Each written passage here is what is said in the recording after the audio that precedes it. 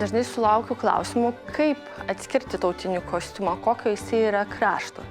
Tai moters tautinį kostiumą galima pagrinde atskirti iš prijuostės. Pavyzdžiui, aš esu su suvalkietišku tautiniu kostiumu, jos buvo gausiai iškaišytos, margintos. Čia yra konkrečiai kapsės tautinis kostiumas. Kapsės tautinis kostiumas yra su ilgesnė liemenė. Zanavykės tautinis kostiumas turi labiau išilginės juostas, kartais prisiūta antrą dalį prijuostės apačioje. O matot, dabar aišku skirtumą, čia eina juostos labiau horizontaliai, o čia labiau vertikaliai. Klaipėdietiškas tautinis kostiumas yra atskiriamas paprasčiausiai, nes jisai turi delmoną, kišenėlę tokią.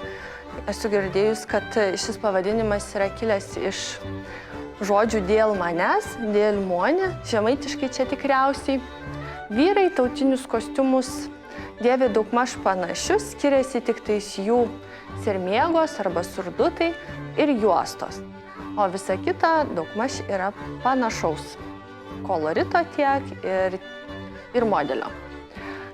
Aukštaitiškas kostiumas yra pats šviesiausias, pats balčiausias, tai visuomet būna balta prijuostė ir su raudonais apačioje įaustais žičkais, raštais įvairiais.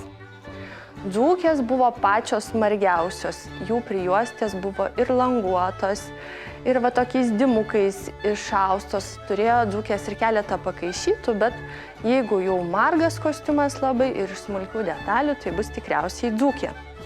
Žemaitės buvo pačios raudoniausiai rengėsi, besirengiantis kraštas, todėl jų išilgadryžės dryžuotos prijuostės dažniausiai būdavo baltai raudonos.